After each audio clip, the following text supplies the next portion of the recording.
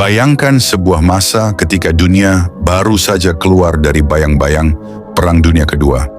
Namun di Asia Tenggara, konflik belum benar-benar usai. Di negeri yang saat itu baru saja menyatakan kemerdekaannya, ketegangan dan pertempuran masih berlangsung. Inilah kisah Indonesia antara tahun 1947 hingga 1950. Sebuah detasmen tentara Belanda dari kerajaan Belanda diberangkatkan menuju negeri yang jauh, Indonesia. Di Belanda mereka terlebih dahulu berpawai di jalanan, disaksikan oleh warga yang melepas dengan campuran rasa bangga dan harap. Tak lama kemudian mereka menaiki kapal besar. Bendera Belanda berkibar di atas dek, seolah mengiringi perjalanan panjang melintasi samudera luas. Hari-hari di laut diisi dengan pemandangan tak berujung. Ombak yang terbelah oleh haluan kapal, burung camar yang mengikuti dari belakang, serta kapal-kapal militer yang sesekali melintas. Para marinir memandang ke kejauhan menuju tanah yang akan menjadi medan tugas mereka. Tampak perahu-perahu kecil hilir mudik di sekitar perairan, membawa berbagai logistik penting menuju kapal angkatan laut yang berlabuh. Aktivitas ini mencerminkan kerjasama yang terorganisir, di mana kapal-kapal kecil berperan vital sebagai penghubung distribusi suplai, mulai dari bahan makanan, peralatan, hingga kebutuhan operasional lainnya, demi memastikan kesiapan armada di tengah laut. Kapal MS Johan van Oldenbarneveld dikenal sebagai salah satu kapal penumpang paling mewah milik Belanda, sering dijuluki Istana Terapung karena fasilitasnya yang elegan dan nyaman. Sejak tahun 1930 hingga 1963, kapal ini melayani rute panjang antara negeri Belanda dan Hindia Belanda, kini Indonesia, mengangkut penumpang dari kalangan sipil hingga militer. Di atas kapal inilah para perwira Belanda kerap tenggelam dalam lamunan, merenungi perjalanan panjang yang akan membawa mereka jauh dari tanah air menuju wilayah yang bagi sebagian besar masih asing. Tampak 3 orang perawat duduk santai di atas dek kapal, menyalakan rokok sambil sesekali menghisapnya dengan tenang. Dengan ekspresi ringan dan penuh percaya diri, ia kemudian melambaikan tangan ke arah kamera.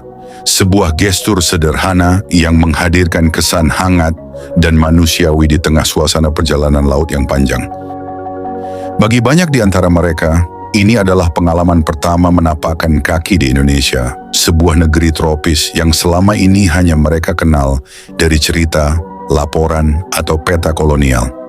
Perjalanan laut yang memakan waktu berminggu-minggu itu menjadi ruang refleksi antara rasa penasaran, harapan, hingga kegelisahan akan apa yang menanti di seberang samudra. Akhirnya garis daratan itu pun muncul di Cakrawala, pulau yang selama ini hanya hadir dalam bayangan dan cerita. Pantai Hindia Belanda menyambut dengan hiruk-pikuk yang hidup.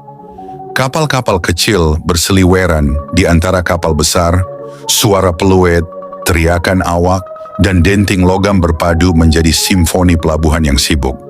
Dari titik inilah, sebuah babak kehidupan baru mulai terbuka. Tak lama kemudian, kapal merapat di pelabuhan Tanjung Perak, gerbang utama menuju Surabaya, yang kala itu memegang peran strategis. Pada tahun 1947, pelabuhan ini telah menjadi pangkalan militer penting yang berada di bawah kendali Sekutu dan Belanda pasca perang. Aktivitasnya tidak pernah benar-benar sepi.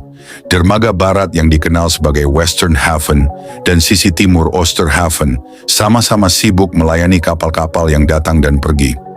Di tengah situasi pasca proklamasi kemerdekaan Indonesia, Tanjung Perak menjadi simpul vital dalam arus logistik dan militer. Kapal perang bersandar membawa pasukan dan perlengkapan, sementara bongkar muat logistik berlangsung tanpa henti. Suasana ini mencerminkan sebuah wilayah yang masih berada dalam ketegangan antara upaya mempertahankan kemerdekaan dan kembalinya kekuatan kolonial. Kamera merekam berbagai sudut kehidupan di wilayah ini. Permukiman di tepi air, jalanan kota, hingga aktivitas warga sehari-hari. Di kota seperti Surabaya, iring-iringan kendaraan militer melintas di tengah lalu lintas yang hidup. Warga berjalan kaki, bersepeda, dan menaiki tram. Di sisi lain, tentara berjaga di antara bangunan yang sebagian telah rusak, jejak konflik yang belum sepenuhnya reda. Agresi militer Belanda tahun 1947 merupakan salah satu babak paling menentukan dalam sejarah revolusi kemerdekaan Indonesia. Operasi militer besar-besaran ini berlangsung sejak 21 Juli hingga 5 Agustus 1947 ketika Belanda melancarkan serangan serentak ke berbagai wilayah strategis di Jawa dan Sumatera. Peristiwa ini dikenal secara resmi sebagai Agresi Militer Belanda I. Namun, Belanda sendiri menyebutnya sebagai aksi polisionil, polisionele axis, sebuah istilah yang sengaja digunakan untuk membingkai agresi tersebut seolah-olah hanya operasi penegakan hukum dalam wilayahnya sendiri. Padahal, bagi Indonesia yang telah memproklamasikan kemerdekaan pada tahun 1945, ini adalah bentuk nyata upaya kolonial untuk kembali menguasai wilayah yang telah merdeka. Di bawah komando militer Belanda, pasukan dikerahkan ke titik-titik vital, termasuk Jawa Timur. Kota Surabaya menjadi salah satu wilayah penting karena posisinya sebagai pusat perdagangan, pelabuhan, dan jalur logistik strategis. Di sana, tentara Belanda bertugas mengamankan pelabuhan, jalur kereta api, serta instalasi ekonomi yang dianggap krusial bagi kepentingan mereka.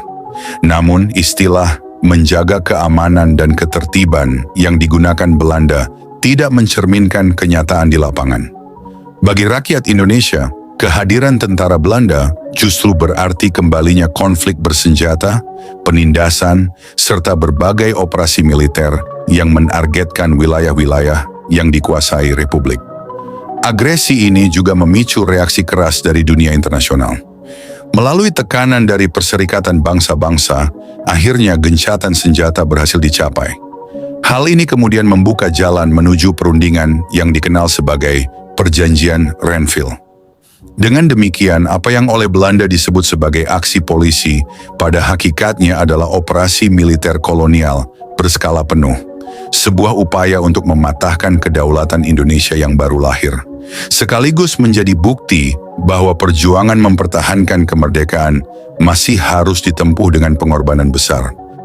Derap langkah sepatu para tentara Belanda bergema di sepanjang pesisir, ritmis dan tegas, seolah berpadu dengan deru ombak Selat Madura yang tak pernah berhenti menghantam pantai.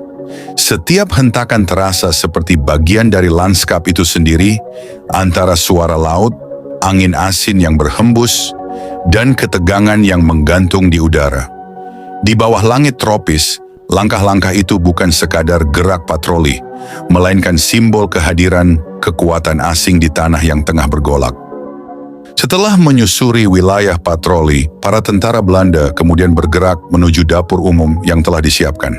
Di tempat sederhana itu, mereka beristirahat sejenak, melepas lelah sambil menikmati jatah makanan yang tersedia.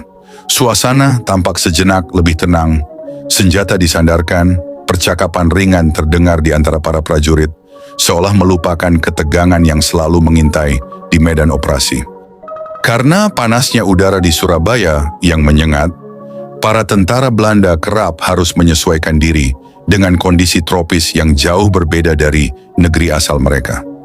Di tengah terik matahari dan kelembapan yang tinggi, melepas baju menjadi pilihan untuk sekadar mengurangi rasa gerah. Dengan tubuh berkeringat dan kulit yang terbakar matahari, mereka berusaha bertahan dalam lingkungan yang tidak bersahabat. Namun di balik itu semua, patroli dan tugas tetap berjalan.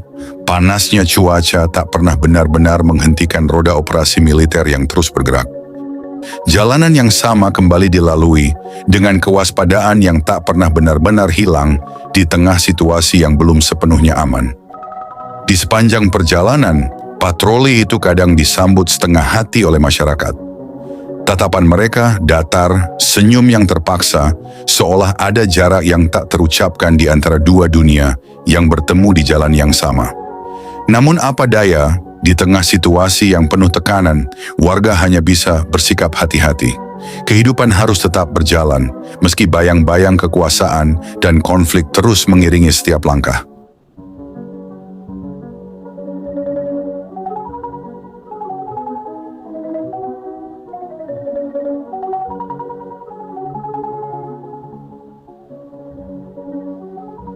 Namun ternyata kehidupan tidak hanya tentang perang.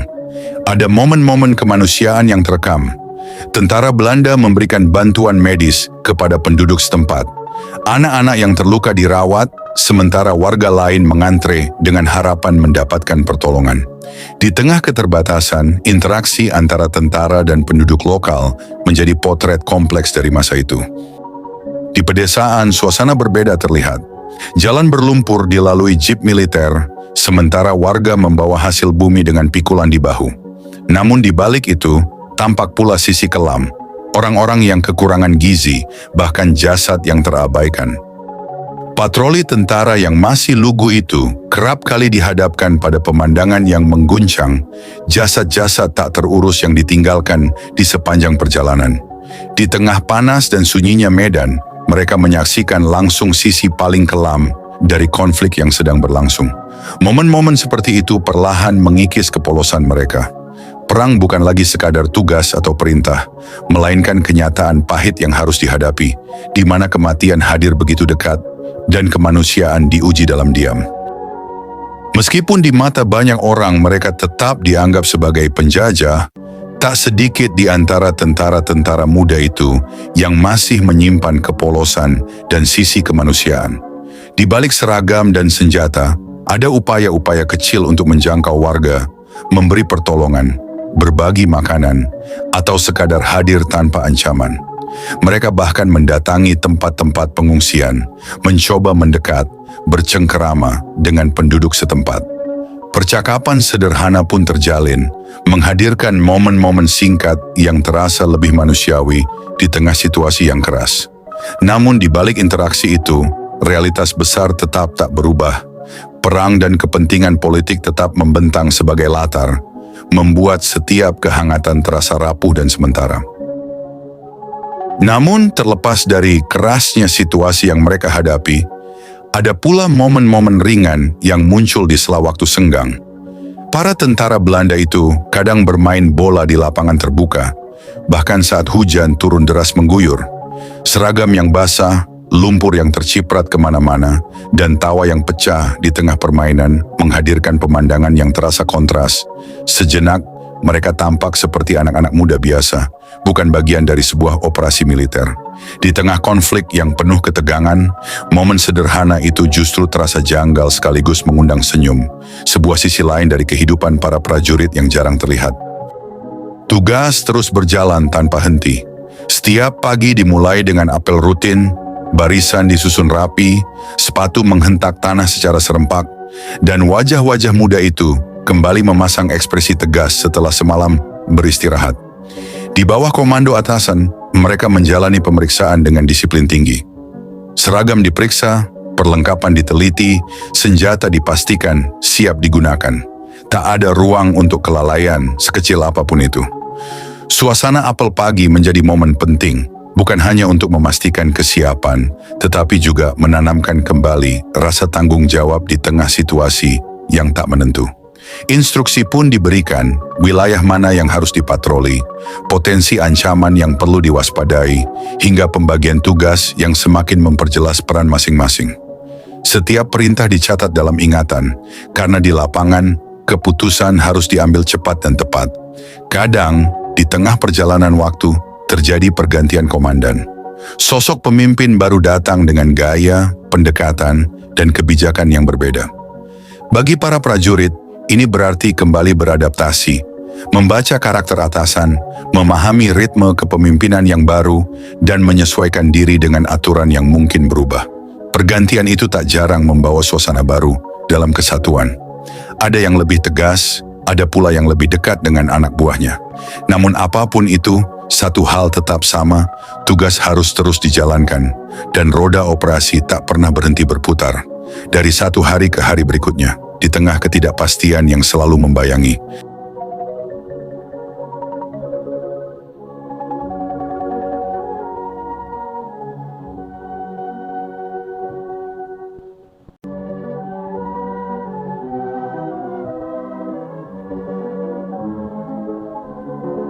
Setelah pemeriksaan barisan, para prajurit melaksanakan kegiatan berbaris mengelilingi lapangan dengan tertib dan penuh kedisiplinan. Langkah demi langkah diayunkan secara serempak, mencerminkan kekompakan serta kesiapan setiap personel. Kegiatan tersebut semakin semarak dengan iringan musik dari grup drum band, kesatuan yang menampilkan harmoni ritmis dan membangkitkan semangat. Suasana lapangan pun dipenuhi nuansa khidmat sekaligus penuh energi, mencerminkan profesionalisme dan kebanggaan para prajurit dalam menjalankan tugasnya.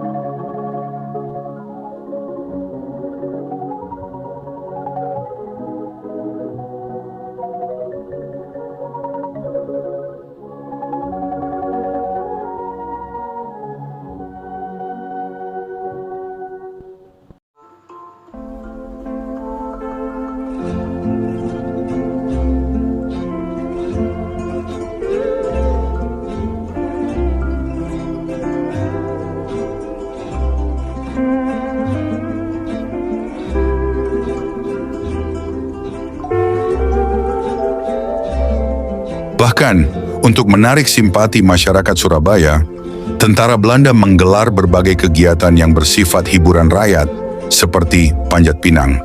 Kegiatan tersebut tidak hanya mengundang antusiasme warga, tetapi juga memberikan hiburan bagi para komandan dan prajurit. Suasana yang tercipta tampak penuh keceriaan dan seolah mencerminkan keadaan yang aman dan terkendali. Namun, di balik suasana tersebut, kewaspadaan tetap menjadi prioritas utama. Meskipun saat itu tengah berlangsung gencatan senjata sebagai hasil dari perjanjian Renville, para prajurit tetap dituntut untuk menjaga kesiapsiagaan dalam menghadapi segala kemungkinan. Situasi yang tidak sepenuhnya stabil membuat mereka tidak boleh lengah karena potensi konflik dapat kembali muncul sewaktu-waktu. Dalam pagelaran rakyat tersebut, tidak hanya Panjat Pinang yang menjadi daya tarik, tetapi juga berbagai perlombaan unik serta permainan tradisional yang melibatkan hewan, menghadirkan nuansa budaya lokal yang kental. Beragam pertunjukan seperti tarian dan musik tradisional turut meramaikan suasana, menjadi hiburan bagi warga maupun para tentara yang hadir. Sorak-sorai penonton dan gelak tawa yang pecah di berbagai sudut lapangan seakan menciptakan jeda dari ketegangan yang selama ini menyelimuti. Untuk sesaat, suasana penuh keceriaan itu mampu mengaburkan bayang-bayang konflik, meskipun di baliknya situasi sebenarnya masih diliputi kewaspadaan.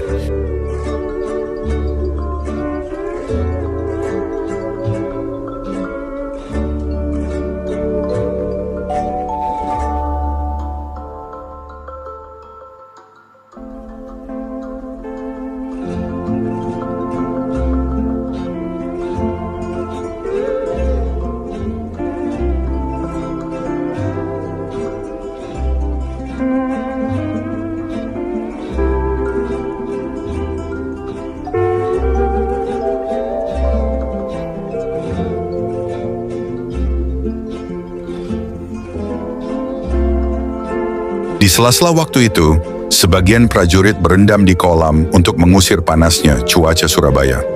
Di pinggir kolam, tampak sebuah tulisan di dinding yang berbunyi, "We, the Tree People, want peace with the world. We do not want to be ruled by them." Kalimat tersebut mengandung pesan yang kuat dan syarat makna. Orang-orang pohon digambarkan sebagai simbol kelompok yang hidup dekat dengan alam, sederhana, serta menjunjung tinggi keharmonisan. Mereka menyatakan keinginan untuk hidup damai, berdampingan dengan dunia luar, tanpa konflik maupun pertentangan.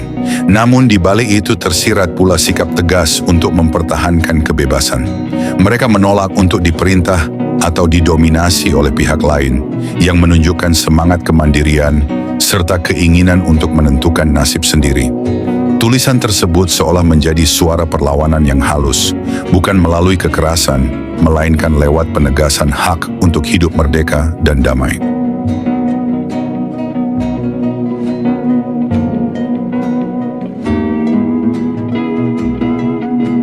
Pada awal 1950, menjelang akhir masa tugasnya di Surabaya, prajurit Belanda menggelar pesta rakyat di Pasuruan, sekaligus acara perpisahan yang dihadiri oleh masyarakat setempat. Kegiatan tersebut terlaksana setelah penyerahan kedaulatan sebagai hasil dari Perjanjian Meja Bundar. Di Pasuruan tampak seorang nenek berdiri dengan senyum yang tenang, menyiratkan keteguhan sekaligus keikhlasan. Kerut di wajahnya seolah menyimpan jejak waktu dan kisah panjang yang telah dilalui. Kemungkinan besar ia adalah janda seorang pejuang, seseorang yang pernah kehilangan namun tetap bertahan dalam diam. Senyumnya bukan sekadar ekspresi kebahagiaan, melainkan juga tanda penerimaan atas kenyataan yang telah terjadi. Di balik tatapannya tersirat kenangan tentang perjuangan, pengorbanan, dan harapan yang pernah hidup. Ia menjadi simbol dari mereka yang tidak berada di garis depan pertempuran, tetapi merasakan dampaknya secara mendalam, menjaga kehidupan tetap berjalan di tengah kehilangan.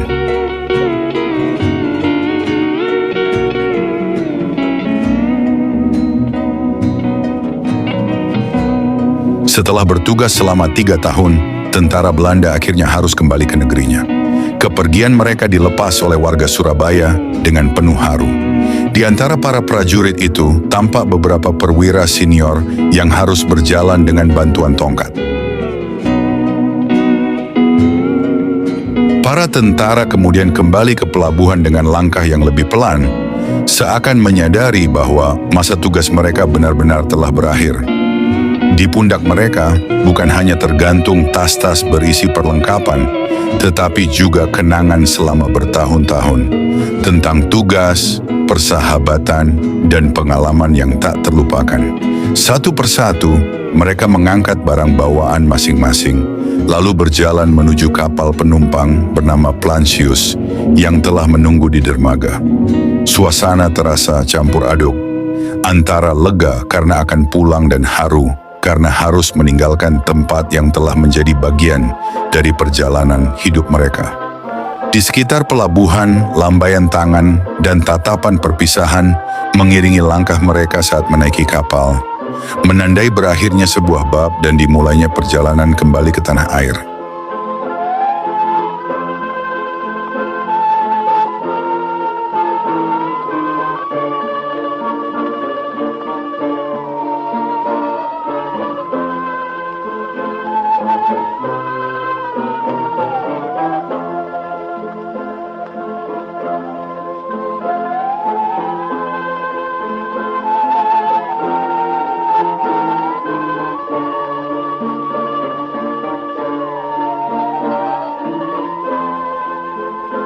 Di dermaga, lambaian tangan menjadi simbol perpisahan antara mereka yang pergi dan yang ditinggalkan.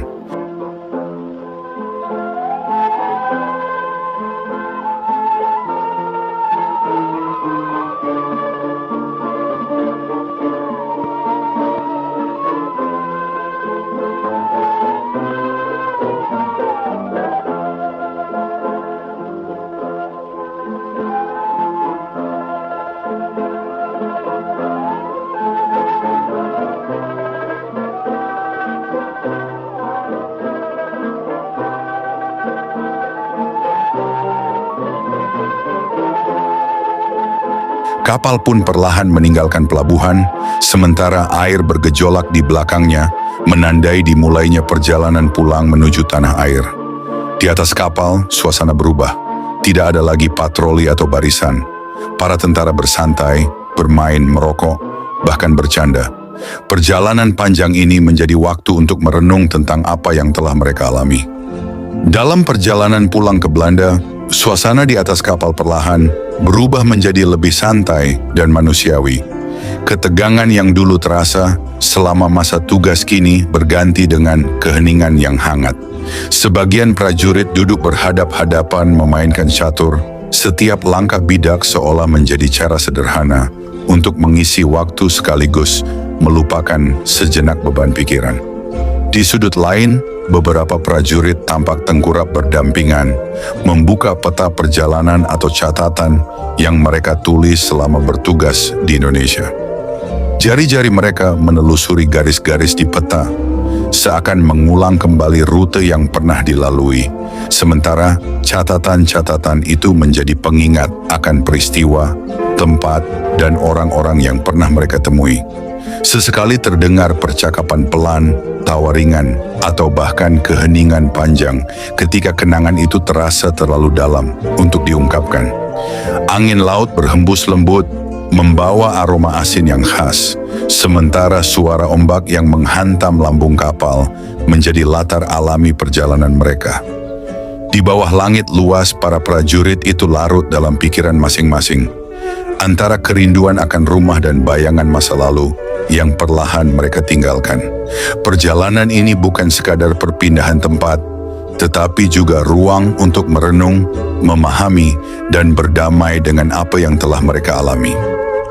Setelah berlayar berminggu-minggu melintasi samudra luas, akhirnya kapal mendekati perairan Eropa.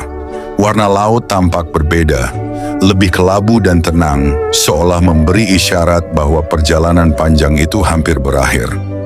Udara pun berubah, angin yang berhembus terasa lebih dingin, membawa nuansa yang asing sekaligus akrab bagi para prajurit yang pulang. Di kejauhan, kincir-kincir angin mulai terlihat, berputar perlahan mengikuti hembusan angin. Putarannya seakan menjadi sambutan sunyi bagi kapal yang datang dari jauh, menyiratkan kepulangan yang telah lama dinanti. Beberapa prajurit berdiri di gelada, memandang ke arah daratan dengan tatapan penuh harap dan haru. Tak banyak kata yang terucap, sebagian hanya terdiam, menikmati momen ketika tanah air kembali tampak di depan mata. Perjalanan panjang yang melelahkan itu kini berganti dengan perasaan lega, bahwa mereka telah sampai di ujung perjalanan. Angin dingin yang berembus, suara ombak yang lebih tenang, dan bayangan daratan yang semakin jelas seolah menyatu menjadi tanda bahwa mereka akhirnya benar-benar pulang.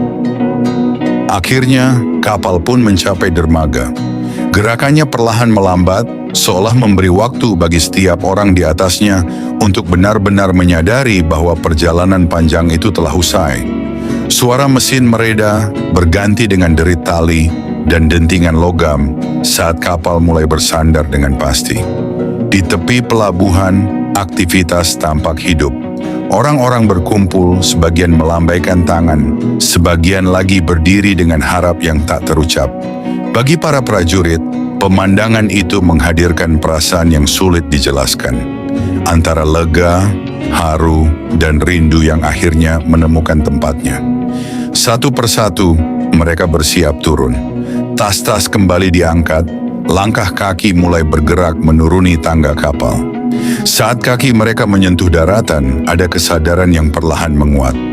Mereka tidak hanya tiba di sebuah tempat, tetapi juga kembali ke kehidupan yang sempat mereka tinggalkan. Perjalanan panjang itu pun benar-benar berakhir di dermaga. Namun kisah yang mereka bawa akan terus hidup dalam ingatan, dalam cerita, dan dalam jejak waktu yang tak mudah terhapus.